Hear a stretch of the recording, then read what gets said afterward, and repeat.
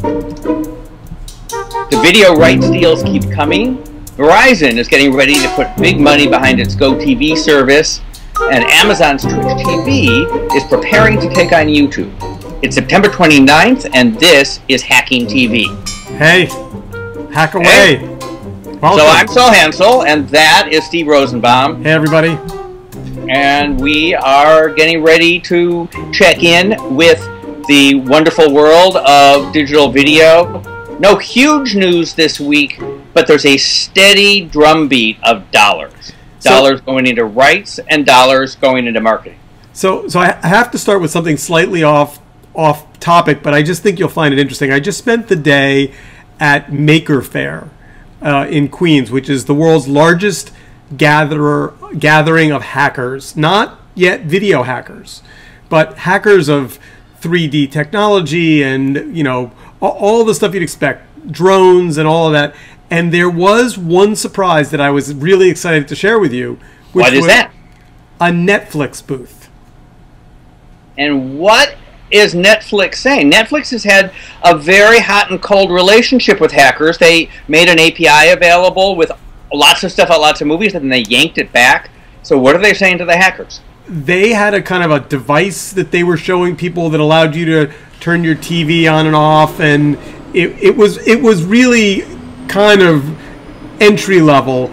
But what was interesting to me was, of all the people that we talk about every week that hacking TV and hacking this and hacking that, the fact that the Netflix guys had the good sense to realize that whether they like it or not, they are going to be hacked, and going into that community and saying, "Hey, we're here," I thought was a good way to start the show, and a nice moment. It was, it wasn't much more than that, but it was definitely a nice moment. And I suspect that the sort of people who would go to Maker Faire are way on the early adopter curve for cord cutting and the core Netflix audience. I look, it's definitely, but it's the folks we talk about every week, and I just think, anybody who thinks that their business isn't going to be hacked is in for an ugly surprise. And so anyway, I thought about the drone thing. I mean, what do you do with your drone other than buzz your little sister? You put a camera on it. Yeah, for sure. So that, hacking the airspace, hacking the weather helicopter, there's, that we're going to see a lot more out of those drones before the military shoots them all down in a giant skeet shoot. That being said, Netflix also released some data that I thought was really interesting this week, in terms of how shows hook viewers. I thought, there's this presumption that you put a pilot on, and that pilot captures an audience, and either that show goes or it goes the other way. And Netflix data says that's not the case. They're saying they've looked at a bunch of shows they put on and found that it takes sometimes 2, 3, 4 episodes before the core audience gets hooked. I wonder whether that is a message to Hollywood, saying, if you sell your series to CBS, they're going to look at one pilot and pull the plug, and in fact, what you're doing is better than that, and we can run it longer, and you're much more likely to find your audience. I thought that it also was a shot across the bow to Amazon, because Amazon's whole strategy is they put up pilots and then people vote on them, and either the series gets picked up or it doesn't based on one episode. And I thought it was Netflix not very subtly saying to Amazon, yeah, good luck with that. That's not the way hits get made. So, essentially, we have the cojones to put our money where our mouth is and believe in a series and put it out there, and you guys are, trying to make judgments on a single episode. So, anything that they can do to, get somebody to sell them rights for something other than cash at this point is good. An outfit, I've never heard of, Ampere Analysis, made some projections for 5 years out. These are, not worth that much other than drawing the dotted line, but if you draw the dotted line from where we are, you get to be a very interesting world. So their projections are that Netflix more than doubles its subscriber base to 130 million people worldwide, subscriptions worldwide, and at that point they've got $6 billion a year to spend on programming. That's more than any of the TV networks now spend. Amazon will be at $3 billion with 50 million subscribers, they said. And you can see, even if these numbers are off or something happens, those are big numbers, and they've got to work on, how do they get the bang for their buck. And by the way, the other Netflix news from the week was them announcing that they're going to produce more of their own content, not just acquire things. And I guess, as an end user, you sometimes forget, that they don't own the ancillary rights to Orange is the New Black. They didn't, they're not the owners of that series. They're the distributor. But for example, on the Chelsea Handler show, they're going to be the producer. They're going to be the maker of it, and they're going to own it in its entirety. Which I guess I knew that, but the fact that they're actually talking about being more of a full-on studio and less of a distributor is also not an insignificant piece of news in the space we cover. So, as a viewer, that's a tricky thing for me. I mean, I'm all in favor of smart people spending good money to make great television, but there was a period when nobody much understood streaming rights, that Netflix had, a majority of the old movies that you might want to see if you want to go watch an old movie. As the studios are getting friskier, it's getting harder and harder to figure out who's got a movie you want to watch, and you end up having to go rent it from iTunes. Yeah, no, it's a mess out there, and there is no doubt that it's going to get messier. I mean, I think we're seeing a lot of evidence of that for sure. But I think the Netflix guys, look, you got to give them a lot of credit. They've been around a long time, 17, 18 years now, and you look at what Ted Sarandos is doing on the content side, and it's very impressive. It's very impressive. Have you seen Narcos? Have you watched Narcos yet? I haven't. Should I? Well, I always hesitate to say yes to that, because then if you watch it and don't like it, you'll be mad at me and say I wasted an hour of my life. I can't get it back. But I think it's pretty good. I think it's pretty good. It's well made. It's it doesn't jump the gun. It takes its time building story and character, and it's pretty impressive. And so they've got taste, and they don't have ratings. Who the hell knows? Nobody watched it but you. We would never find out. Right? No. I mean, you can look at the tweets, and you can, there's a certain amount of buzz you can tell, but there's a lot of shows on network TV that have buzz among the people who like to buzz and don't actually have the numbers of people to watch them to pay the bills. Yeah. The thing that's exciting, even in the 2 months we've been doing this podcast, is seeing the number of serious players writing real checks for our business. I mean, the Verizon numbers that you shared with me earlier, which we'll talk about, are really startling. I mean, they're no joke numbers, and this is the marketing dollars, the Verizon. I suppose we shouldn't be cute about it. We should just talk about it. But Verizon Go90 is an interesting thing, because Verizon is a company that is both a major cable TV company through Fios in the Northeast, and it is the largest cell phone carrier, and LTE and the new Super LTE are perfectly good for watching video, and they charge money, they make their money on the data right now. So they're positioning this as a free service optimized for mobile that will in some way or another differentiate both their cell phones and presumably do good stuff for their broadband cable business. And they've started testing it with 5 million people, not me, by invitation only, and they keep announcing rights deals. A new studio called Newform Digital just got a contract to make 12 episodes each of, I think it's 6 new series. And the New York Post just put out today that the marketing budget to launch this thing is $80 million. Yeah. That is a lot of money. So here's, I'm always collecting little bits of data. So I'm both pleased and embarrassed to say that I was one of those people that had to have my new iPhone on the first day. Don't ask me why. It's a compulsion, and I should get a therapist. But I ended up at the Apple Store on Fifth Avenue, about a block and a half away from where the Pope was, which turned out to be all manner of problems.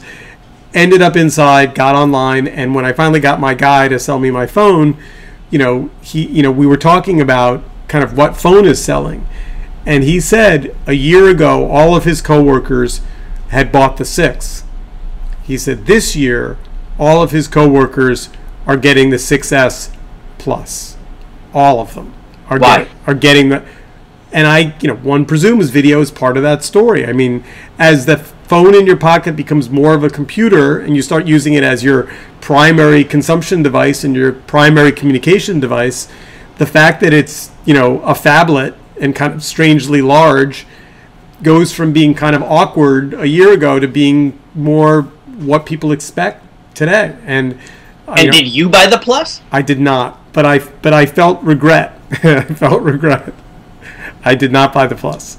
And so, as a video device, my big question for you is, what do you think of the moving photo thing? So it's interesting. I was with my son today at the Maker Faire, and I took some stills on my phone. And then when I watched them later, I realized they weren't stills. They've got this little 5-second video buffer, and it was the first time. Technically, the difference between a phone capturing a single image and capturing 5 seconds worth of images is not a significant technical accomplishment. They're always really recording, video or still, same thing. It's just a collection of images. I don't know how I mean, it didn't bother me, but it made me, my first reaction was, what do I do with this little 5-second video? How do I share it? And I guess I don't know the answer to that yet. I think that's interesting. I think Facebook has said they're going to support them. It's a very good medium, I suspect, for social feeds, just the way animated GIFs are a good medium for social feeds. I mean, it basically means you can shoot an animated GIF without having to run video through a piece of software. Yeah. And they were charming, by the way. I mean, none of them were like a bad face and then a happy face. They were all charming little vignettes. The gadget blogs are saying that they've already figured out one problem, which is people who aren't paying attention put the thing in their pocket. So the second half of the video is the phone going back into the pocket. So they're in version 0.1 of the software, the accelerometer will say, oops, I'm going back into the pocket, I'm going to turn off now. Or retroactively turn it off at the right moment. So, but listen, it certainly is a video. And by the way, I recorded a little bit of 4K. I got to be honest, I don't know what to do with it. I don't know exactly on the podcast, but nobody is downloading it 4K, right?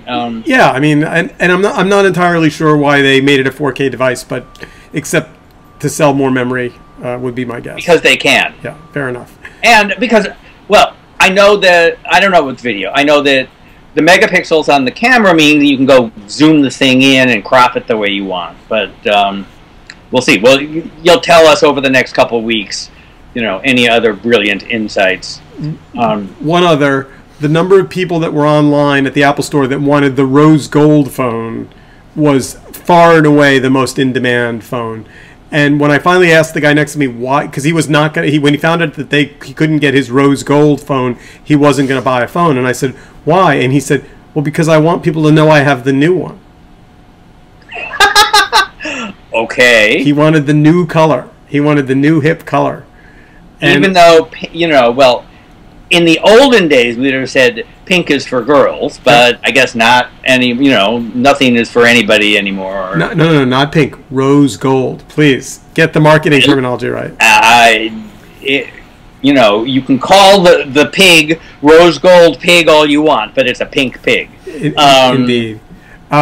So anything more on, I didn't exactly understand what the Journal went at when they did the Will the Cool Kids Play? What was your take on that headline? So in the Heard on the Street column, the Journal is basically asking the question,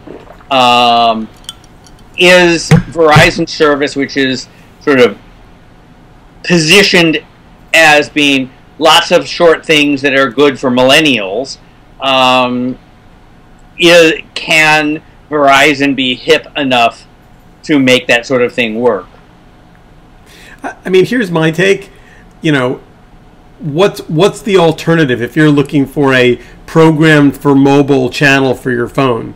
YouTube is pretty labor intensive for a phone experience. You have to find stuff. You have to find shows. I mean, Verizon may be the first to the market with a genuinely mobile first television experience.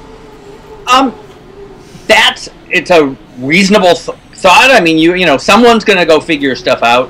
I think the history of hiring Hollywood people to make short form entertainment video is very mixed. I mean, there are people who do some nice stuff here and there, but nobody has built a series of hits in this, you know, halfway between HBO and YouTube. Somebody will figure out that budget, that length, but right now it's, you know, I might be a little bit afraid to bet hundreds of millions of dollars on a completely new form, but they're not, right? They have football games, they have series they've licensed from cable networks, so if it turns out that they've got a hit with the new stuff, they double down with that. If not, they can keep licensing half-an-hour shows or whatever. But I think the interesting thing is what happens to the Comcast competitor that's been kicking around forever and that was supposed to launch, and is it in closed beta? I don't think so. And will it look like, you know, Verizon got to market first? Well, it depends. You know, Comcast has a slightly different set of issues. They own, you know, more content through NBC, and they aren't a mobile company. They want to distribute on mobile devices, but they want to distribute on PCs and connected TV, so they don't have the special make it different on mobile imperative, but they still have to come up with something that, you know, people will want to watch. I still think that people are missing, you know, the A boat, which is just, I want to be able to buy the right to use cable network apps on my device without having to buy a cable bundle, and just a straight over the top. I mean, Sling's got one, but my guess is that the you know, over the top bundle a year or two from now is going to be a big business because people already know what they want and what they're going to get. Well, which brings us to the ESPN story that we had talked about a little bit. Like, why is it all of a sudden there are rumors that ESPN is in fact, you know, got a gun to its head? Its layoffs are coming. That seems counterintuitive to me. Why aren't they growing that business for the OTT space? Why? I mean, well, I think that they will ultimately be okay, but it's like, so the story out is that Disney, you know, worried about cord cutting and also worried about the escalating cost of sports rights, has told ESPN to slash $100 million this year and $250 million next year off of their budget, and that translates into 200 or 300 positions right away. So ESPN gets $6 a month times almost every cable subscriber in the country. And the rise of cord cutting and the way the cable systems are responding, which is skinny bundles that don't include ESPN, has got to be depressing their subscriber numbers, right? So it's going to take a while to replace what they've got with anything that makes sense in the future. It's different than HBO, because HBO you can switch from $15 a month, one distributor, to $15 a month, another distributor. You need to switch ESPN for $6 times everybody to $50 a month times the rabid fans who can't live without ESPN. Well, I mean, you know, again, I don't know their business and I'm not inside that business, but it seems to me, how many ESPNs are there now? Are there 9? ESPN okay. 1, 2, 3.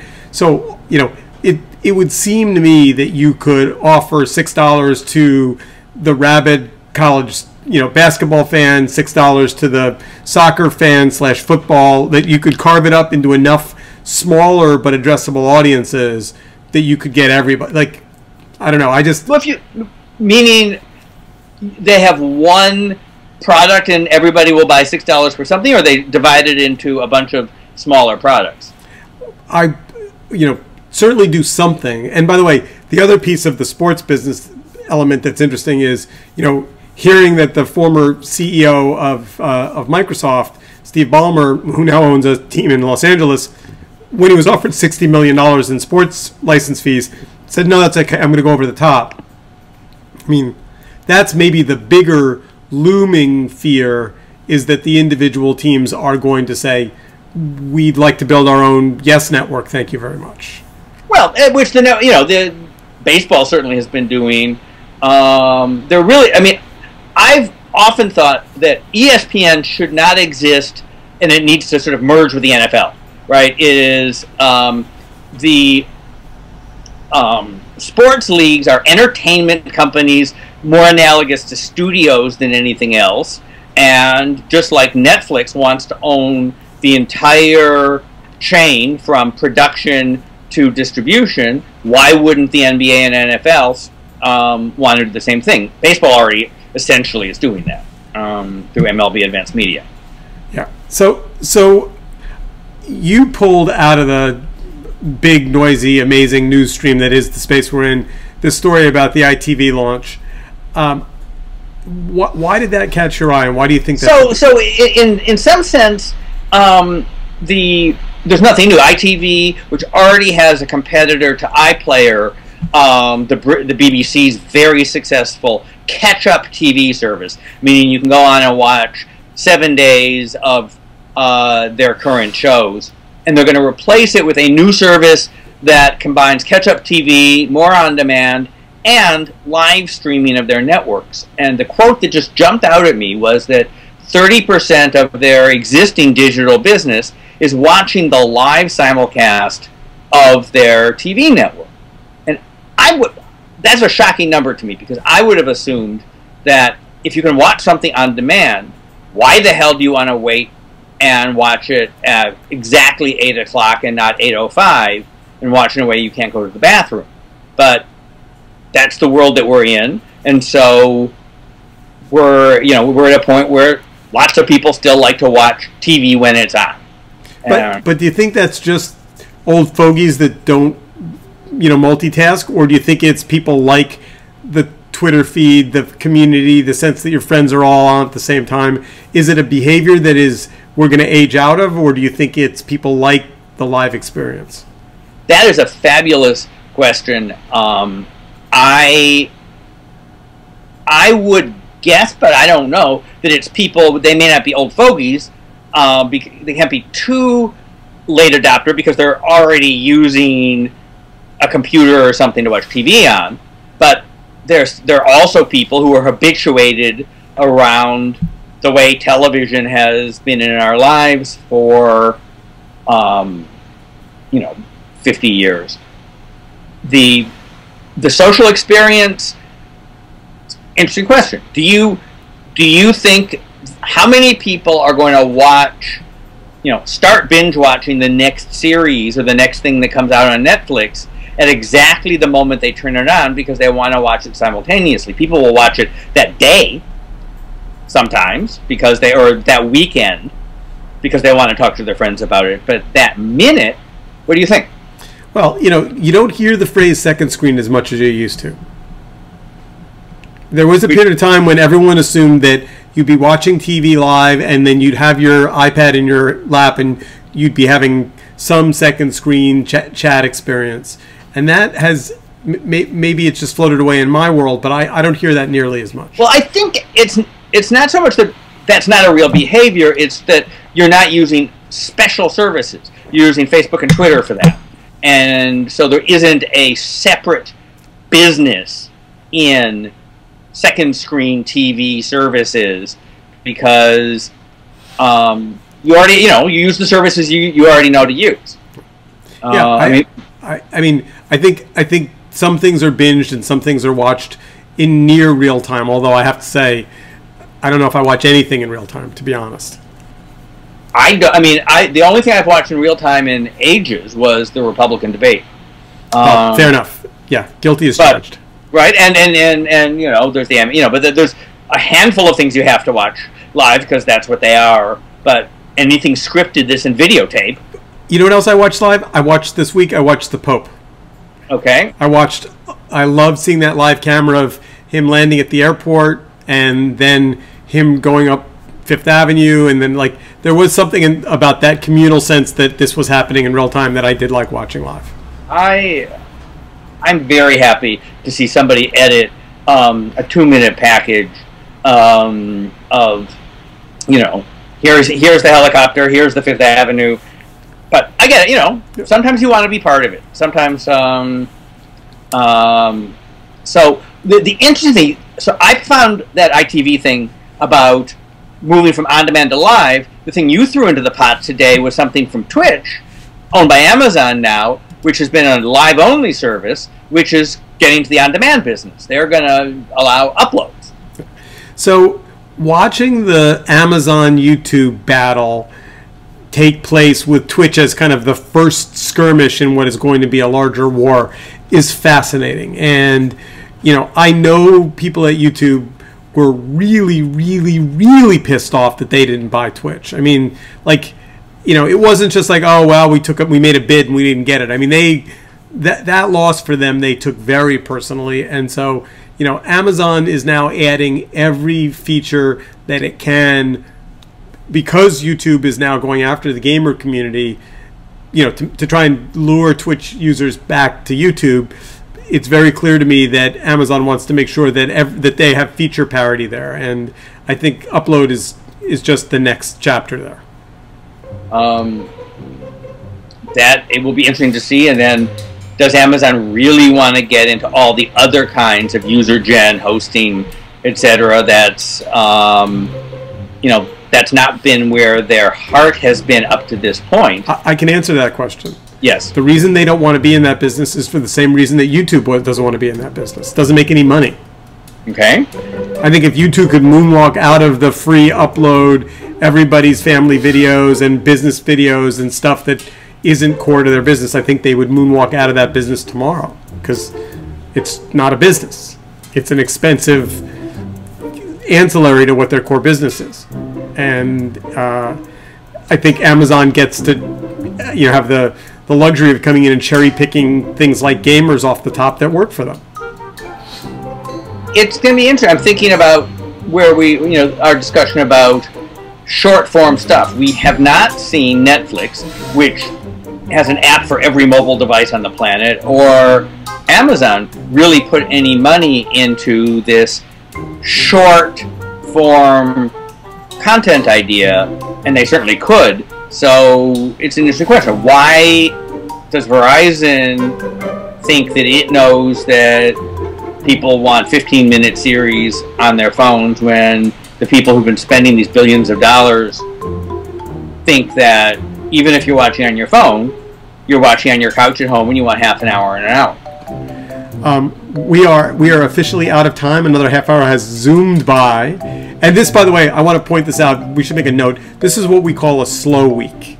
This is yes. Yeah. So this only had 8 or 9 kind of big, beefy topics to zoom through. And if this is a slow week, the good news for our listeners and our viewers is that there will be no shortage of news and excitement in the hacking TV space in the weeks and months ahead. So we will be back in a week. Tweet to us at #HackingTV. Find us on other social media. Find YouTube, iTunes, all over the place. And keep on hacking. We'll see you next week. Bye, Saul.